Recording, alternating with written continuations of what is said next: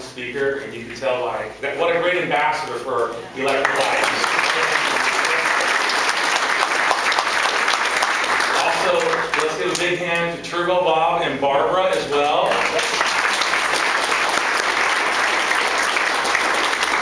Alright, who's this guy standing up in front of you, and what's my background? My name is Sam Townsend. I'm a desert rat. I went to Indio High. I came from Coachella Valley, California. I'm a gearhead. And growing up, I was into motorcycles down in the desert, and eventually we moved up to Orange County. In 1983, I won Motorcycle Mechanic of the Year through ROP, and my shop teachers put me in touch with a guy running a moped shop. Moped shops, electric bikes, a little bit of a correlation there, right? That was 1983 that I started working for Myron for $3.75 an hour. Eventually, I was a mechanic, and I was making 50% of the labor. Over the years, Myron eventually retired in 1988 back to Costa Rica with his wife, and I took over the shop just out of high school. Young owner, new shop, what am I going to do? The moped industry was dead in the late 80s. There was nothing going on in the moped industry, and all I was doing was repair. And I'm a new shop owner. What do I do? Where do I go? How do I make a living out of this? I went around from San Diego. There was a shop called Moped Mama all the way to Lancaster. And I bought up all the moped inventory for about a penny on the dollar, about 12 complete stores. And I actually put a little loft inside my business, and for 10 years I slept inside my business. I wasn't making a lot of money, I was just surviving at that point.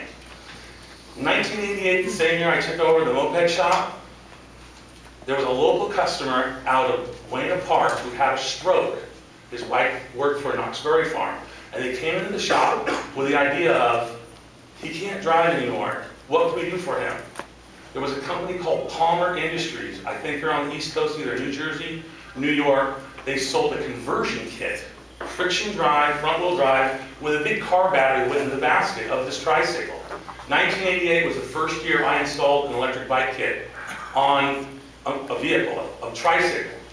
And over the next 1988 to about 2007, the electric bike industry for us was no more than a niche market. We only sold a handful of them, and there were lots of different companies that came and went over that period of time. Companies like ETC, the e-bike came out from Iacocca, the EV Warrior. There was one company called Zap World, and they were all pretty much friction drive. The e-bike was a hub. That was about the time we started to see a shift. But prior to that, they were mostly friction drive, lead acid powered, very heavy, and very limited on what they could do. And that's why the market was no more than a niche market. Sam, why don't you tell us about a couple customer experiences? All right. Updated stuff.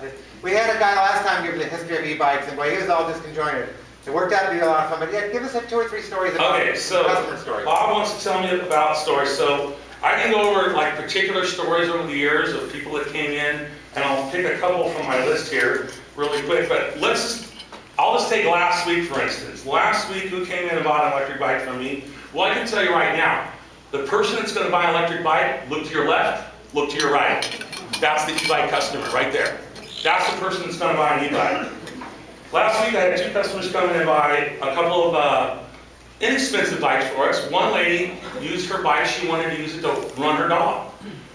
We had 3 other couples last week that came in and bought beach cruisers. They were the motors right over here. One couple was down in San Clemente, and they needed to get down to the beach. There's a pretty big hill from the top of San Clemente down to the beach.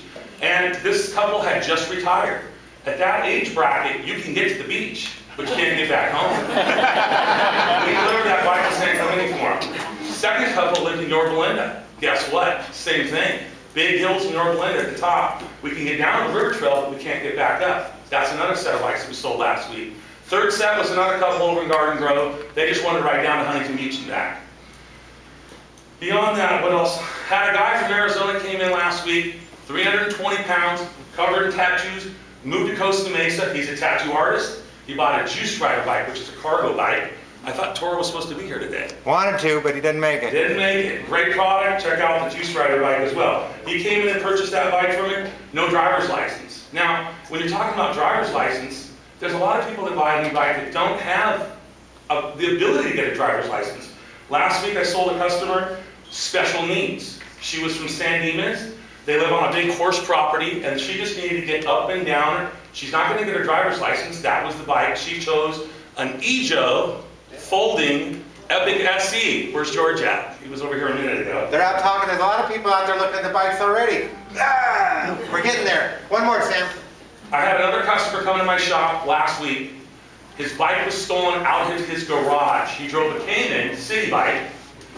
He still had his battery, still had his charger, but they stole his bike. Came back into the shop. We sold him the exact same bike, minus the battery and the charger, at a discounted price. What was the point on that? Oh, what about, where do you go to insure your electric bike? You know, you get a lock and you lock it up, but that's still no guarantee somebody's gonna not get your bike. Do you know Spoke Insurance? There's a company out of Laguna Beach called Spoke Insurance, like Spoke on a bicycle. You need bicycle insurance for your electric bike, which is what they specialize in. Give Spoke Insurance a call. You can also get it through homeowners and a few other, I believe a few other companies, but these people specialize in electric bike insurance. Yeah, I've seen them online, but I never pushed that button. You know how they click the button and they're pulling you, they're pulling your finger in. Okay, you're taking up my time, Sam. I sure appreciate it. Thank you.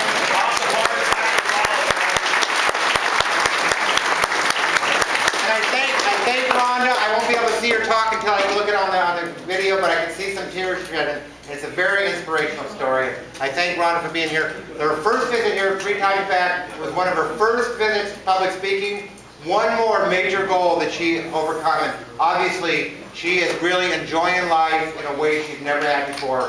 And it's not just about the e-bikes, but the e-bikes did have a major part in it.